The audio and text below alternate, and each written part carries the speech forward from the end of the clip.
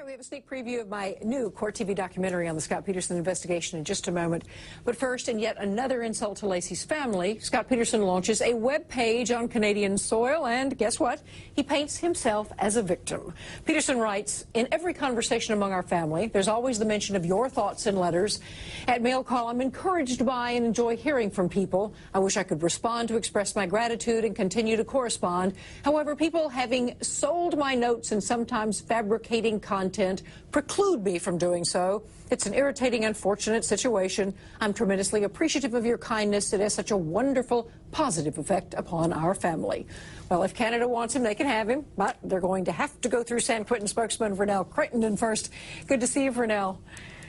Okay. Catherine, good to see you. All right. Now, also on the phone with us, Dave Parkinson with the Canadian Coalition Against the Death Penalty. Well, Dave, tell me about your project. I understand Coalition Against the Death Penalty. You've got sites for a lot of inmates, but you've initiated one web page now for Scott Peterson. Have you had any contact with Scott? Yes, Mr. Peterson contacted us to post some information online about his case with links to other sites where he has evidence and issues that are coming up in his appellate brief.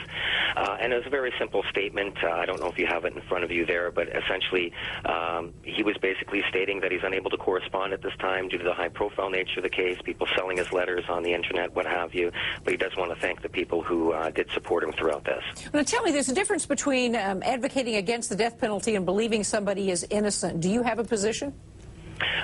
Well, we provide web pages regardless of guilt or innocence for anyone who has been sentenced to death, mostly in the United States, but we do have a few prisoners in other countries around the world as well. And we certainly don't advocate with regards to guilt or innocence in the Peterson case, although he has maintained his innocence since day one, and he has asked us to place links on the page with pertinent legal information to try and substantiate his claims of innocence.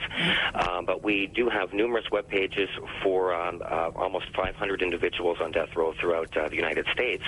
And since we started doing this in '98, we actually have had a dozen or so prisoners who did write us from death row, claiming their innocence, who have since been exonerated, but through DNA or other means. Okay, I'm going to be running out of time. I'm going to get real in trouble here, but I got to play a soundbite because we've got this special coming up on August 4th. Here's one soundbite.